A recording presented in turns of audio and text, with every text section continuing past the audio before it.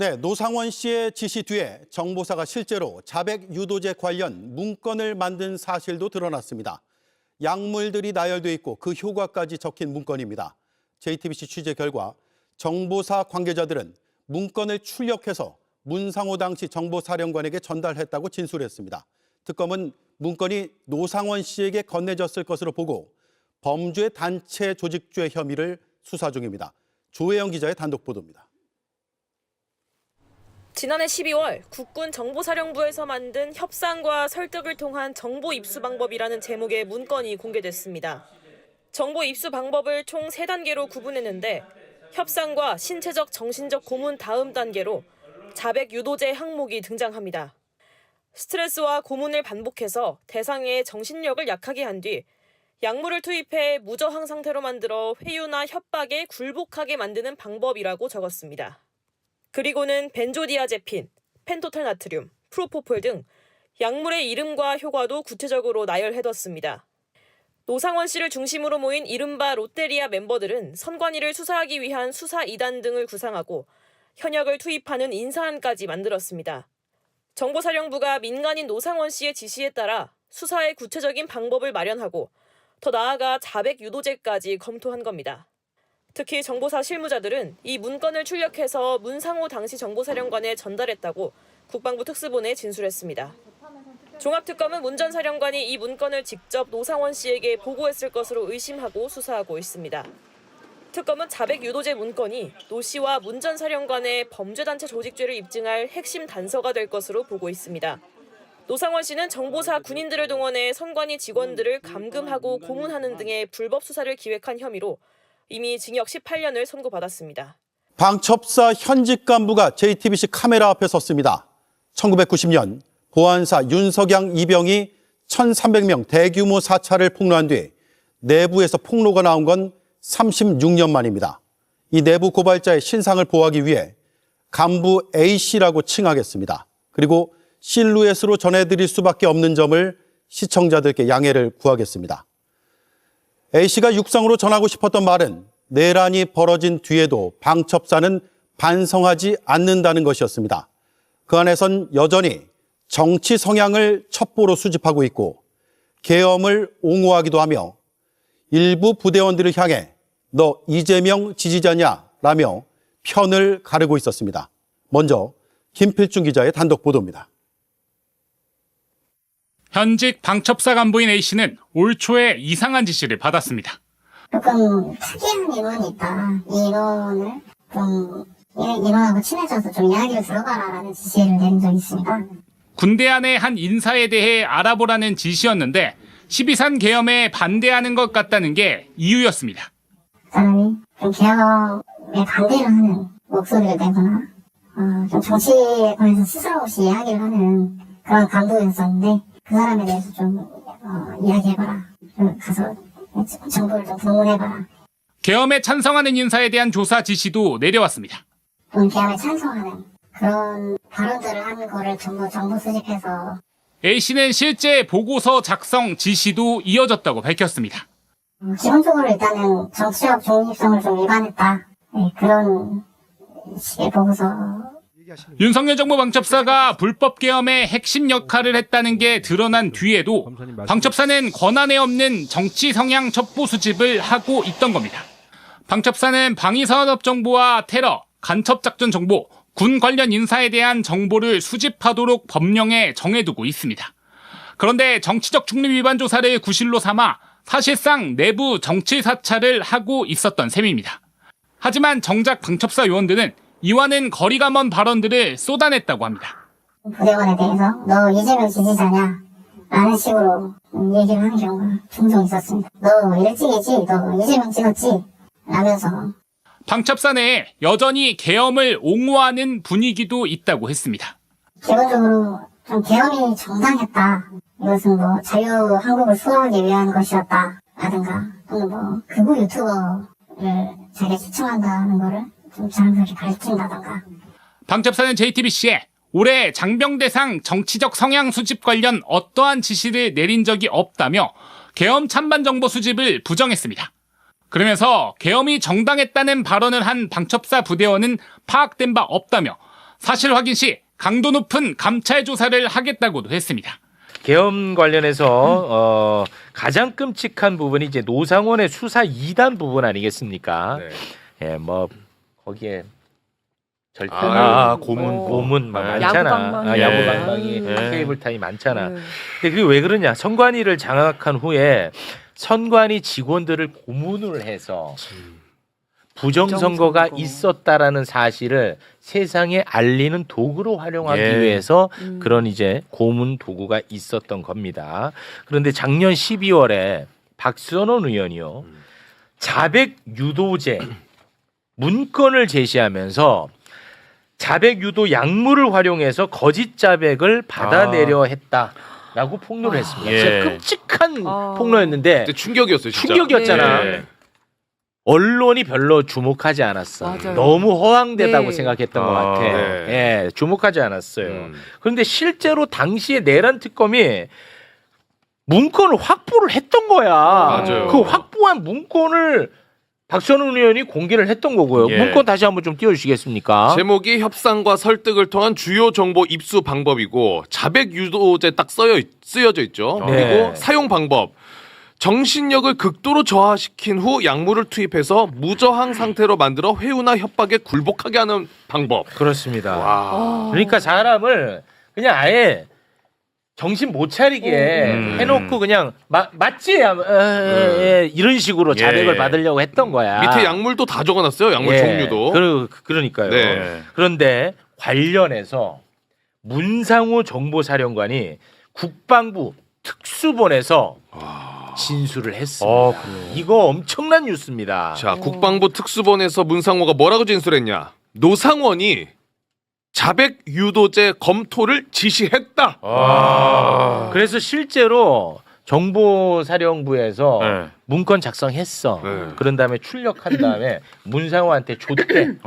여기까지 나온 거야. 근데 문상호도 지시가 있었다는 걸 자백했지. 네. 근데 이 문건을 노상원에게 줬다는 아직 진술은 하지 않은 것 같아요. 근데 흐름상은 이제 그렇지. 왜냐면 지시받았다고 네. 본인이 얘기했잖아. 그렇죠. 이게 어마어마한 뉴스입니다. 네. 아니 이게 진짜 무슨 18세기 뭐 이런 것도 아니고 그때는 막 고문도 하고 막 이런 걸 했지 않습니까?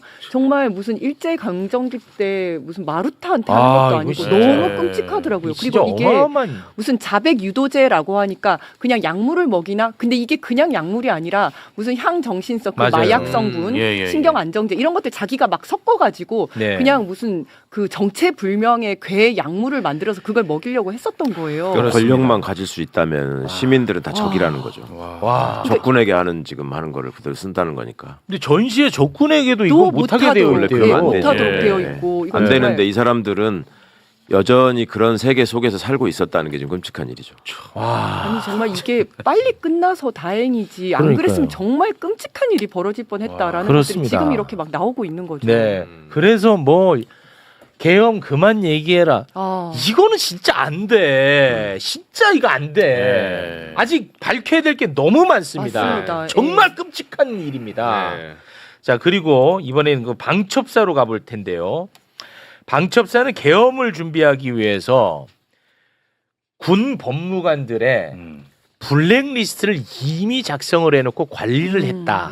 이런 얘기 우리가 많이 다뤘잖아요. 맞아요. 네, 방첩사 네. 블랙리스트. 이른바 이제 거기에 하나 있었던 게 최강욱 블랙리스트 아니겠습니까? 맞다. 네, 저희가 이제 문건도 몇 번 얘기 소개를 해드렸었는데 다시 한번 보면은 요런 이제 문건이 있었잖아.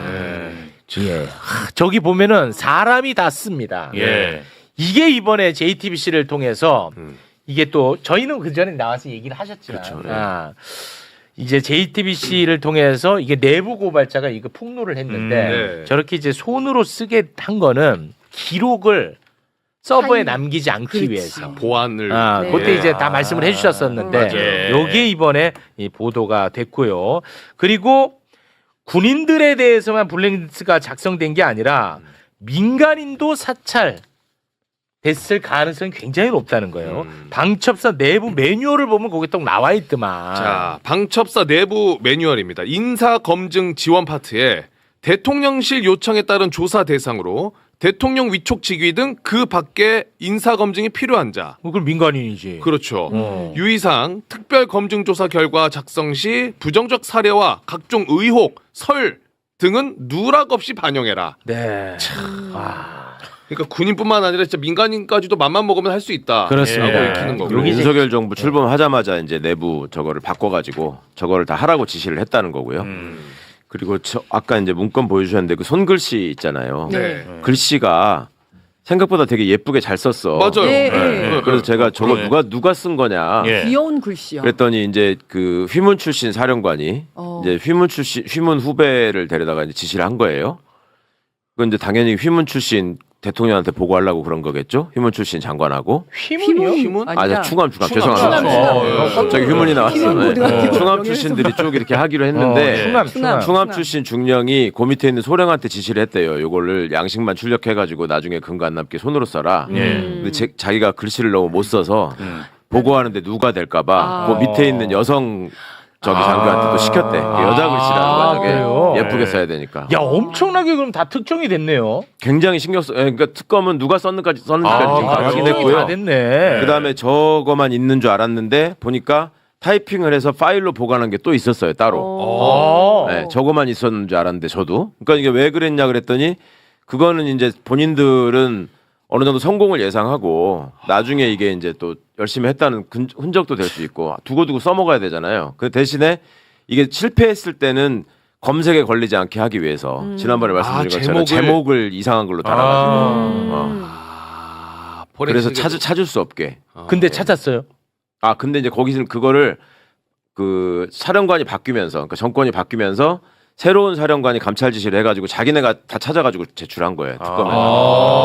우리가 보니까 이런 것도 있습니다. 잘 됐네. 그러면은 그 지금 공개되지 않은 많은 문건들이 존재하겠네요. 그렇죠. 엄청나게 많아. 엄청 많아요. 예. 와, 심각하겠네요. 그거 나오면. 그러니까 특검이 이거 몇 년을 해야 될 것 같다 이렇게 말씀했다고 했잖아요. 이게 그리고 이거를 그냥 어느 날 한 게 아니고 다 준비해서 연습했다는 말씀을 드렸는데 그거를 그 계엄이 12월에 했잖아요. 윤석열이가. 근데 그 전에 UFL이라고 울지 포커스 렌즈 연습이라고들 하잖아요. 그게 계엄 대비 훈련이거든. 그때 한번 다 연습을 했더라. 특히 방첩사, 국정원 뭐 이런 데는 다 한번 연습을 한 적이 있다. 이거 심각해. 그러니까 한참 전부터 아주 촘촘히 준비를 했던 거야. 맞아요. 됐지? 자, 시간이 없어서 바로 넘어갑니다. 이 방첩사의 이 문제를 얘기했는데 그러면 지금 이제 정권이 바뀌었잖아. 내란 이후의 방첩사는 어떨까? 이게 문제야. 전혀 바뀌지 않았어. 설마. 지금도 정치 성향을 수집하고요. 내란을 옹호하고 있어. 지금도. 이재명 대통령이 군 통수권자야. 그런데 이재명 대통령을 조롱하고 아직도 그런 자가 있는 거예요. 현직 방첩사 간부가 JTBC 카메라 앞에 서서 관련 내용을 폭로를 했습니다. 함께 보고 오겠습니다. 조금 특이한 인원이 있다. 이 인원을 좀 인원하고 친해져서 좀 이야기를 들어봐라라는 지시를 내린 적이 있습니다. 좀 개혁에 반대를 하는 목소리를 내거나 좀 정치에 관해서 스스럼 없이 이야기를 하는 그런 간부였었는데 그 사람에 대해서 좀 이야기해봐라. 가서 정보를 좀 불문해봐라. 좀 개혁에 찬성하는 그런 발언들을 하는 거를 전부 정보 수집해서 기본적으로 일단은 정치적 중립성을 좀 위반했다. 그런 식의 보고서 부대원에 대해서 너 이재명 지지자냐? 라는 식으로 얘기를 한 게 종종 있었습니다. 너 일찍이지? 너 이재명 찍었지? 라면서 기본적으로 좀 계엄이 정당했다. 이것은 뭐 자유로 한국을 수호하기 위한 것이었다. 라든가 또는 뭐 극우 유튜버를 자기가 시청한다는 거를 좀 자랑스럽게 밝힌다던가. 요게 올 초입니다. 이게 내란 유전자가 아직도 있는 거예요. 이거 어떡합니까? 이 발본색원 해야 돼. 이렇게 용기를 내서 이제 증언해 준 간부도 나오고 했지만 제가 듣기로는 방첩사뿐만 아니라 일선 부대에서도 끼리끼리 모여가지고 수근수근 되는 경우가 지금 여전히 있다는 거고 그런 점들을 되게 신경을 쓰고 있는데도 근절이 되기는 쉽지 않을 것 같다라는 얘기들을 합니다. 그러니까 이 사람들은 무슨 생각을 하는 거냐면 이게 항상 그 극우 그러니까 윤어게인을 외치는 사람들의 특징이 이 나라는 우리가 세워서 지킨 나라다라는 생각이 있거든요. 그러니까 그거를 우리가 계속 유지하기 위해서는 헤게모니를 놓으면 안 된다라는 생각들이 있고 그 다음에 이번에 이제 계엄에 가담한 자들을 주로 보면 방첩사 같은 경우에 과거에 문재인 정부 때 기무사를 해체하고 안보지원사를 만들 때 못된 짓 했던 사람들을 다 보냈거든요. 일선 부대로. 내보낸 사람들을 윤석열 정부가 되고 나서 상당 부분이 복귀합니다. 다시. 들어와가지고 일종의 복수전을 하는 거예요. 근데 이번에 이게 터지니까 또 쫓겨났을 거 아니에요. 다. 그러니까 거기 나가서 뭐 하겠어요. 모여서 이런 짓 하고 있는 거예요. 또 수근수근거리고. 수근수근거리고. 그리고 이제 위험한 것은 우리가 이번에 이 쿠데타 세력의 중심들이 다 육사를 중심으로 이렇게 쭉 이어진 거 봤잖아요. 그러니까 육사 출신들이 본인의 생각이 어떻든 간에 육사 출신이라는 이유만으로 내가 불이익을 받을 것이다라는 걱정을 해. 그러면 그러느니 나는 그냥 윤호개인에 붙는 게 앞으로 더 낫겠다 이런 생각을 하는 그런 단순한 판단을 하는 장교들이 여전히 꽤 많이 있다는 거예요. 그리고 그 분위기도 퍼뜨리겠네요. 그렇죠. 야, 우리 육사 출신 지금 다 원래 군대는 우리가 주인이야라고 생각하고 있었기 때문에 뿌리가 깊거든. 그러니까 요소요소에서 다 그 얘기를 하고 있다는 거예요. 지금. 그러니까 사실은 헌법 존중 TF라고 해가지고 내란 세력을 다 이제 걸러내고 징계하는 이런 TF를 했는데 여기서 다 잘 걸러지지가 않고 있는 것 같아요. 그렇습니다. 안규백 장관은 이제 사실관계 조사를 실시를 했다고 합니다. 방첩사 문제가 또 튀어나옵니다. 이게 방첩사가 올해 초입니다. 그러니까 예전에 내란 뭐 그때 얘기를 하는 게 아니고요. 올해 초에 2026년 초. 올해 초에 방첩사에서 실제로 있었던 일이라고 하는데 현직 방첩사 간부가 JTBC 기자에게 자기가 이제 일종의 양심 선언을 한 겁니다. 이상한 지시를 받았는데 어떤 사람을 얘기를 하면서 좀 친해져 봐 얘하고. 그런 다음에 좀 이 사람이 뭘 하는지 좀 등문을 해와라. 좀 들어와. 등문, 그러니까 정보 빼오라는 얘기예요. 그렇죠. 그래서 그 주시하고 있는 그 선수에 대한 조사 지시도 내려왔다는 거지. 그래서 이를테면 정치 성향이라든가 너 이재명 지지자냐? 이런 것까지 다 조사를 했다는 거야. 그래서 뭐 이재명 지지자냐 아니냐? 너 계엄에 그럼 반대? 난 이게 진짜 심각하다고 생각하거든. 그런 것들까지 다 지금 걔네들끼리는 얘기하면서 조사를 하고 다닌다는 거거든요. 이것도 그냥 하는 게 아니라 이게 뭐 ARS나 이런 게 아니잖아. 대면을 해서 얘기하는 그렇죠. 그렇지. 면대면으로 했다는 얘기잖아. 그러니까 방첩사는 여전히 계엄을 옹호하고 있으며 내란에 대해서 이 방첩사가 핵심이었잖아. 그렇지. 자, 내란에 대해서도 여전히 반성하지 않고 있다. 얘네는 해체시켜야 될 것 같습니다. 얘네가 전두환 때 만들어졌죠? 보안사잖아. 그러니까, 출발이. 아니, 이 새끼들은 뭐 그냥 과거부터 지금까지 단 한 번도 도움이 된 적이 없네요. 해체시키는 게 맞는 것 같아요. 그러니까 뭐 이제 JTBC가 방송사니까 취재를 하면서 방첩사의 입장을 물었어. 그러니까 방첩사에서는 올해 장병 대상 정치적 성향 수집 관련 어떠한 지시를 내린 적이 없다라고 얘기를 했는데 그러면 이 기자 만나서 얘기한 사람은 뭐야? 그렇죠. 그러니까 이게 진짜 지금도 눈 가리고 아웅하고 있는 건데 왜냐하면 이 얘기를 왜 하냐면 자 내란 국면이 지나면서요. 지금에 와서 그 모습을 바꾸고 있는 애들이 있어요. 있죠.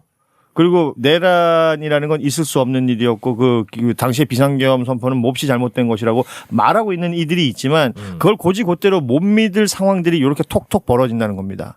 이게 군 내에서 이런다는 거 그리고 방첩사령부에서 이런다는 것은 이건 일종의 또아리를 틀고 있는 거거든요. 향후에 후환이 될 수 있다 이런 것들은. 그렇죠. 이건 뭐냐면 그냥 나는 이 편이고 넌 저 편이니까 저쪽을 뭐 죽여야 돼 이게 아니라 대한민국이라는 국가의 민주주의의 근간을 흔들 준비를 얘들은 매번 하고 있다는 얘기가 되는 거예요. 그러니까 이게 또 다른 대가리를 만나면 언제든지 문상호 같은 애들이 튀어나오는 거야. 그럼요. 그러니까 누가 툭 쳐주면 우리 세상에 올 수도 있겠다. 군인이라는 게 쿠데타를 일으킬 때 마음은 그런 거거든요. 뭐 다른 거 있겠어요?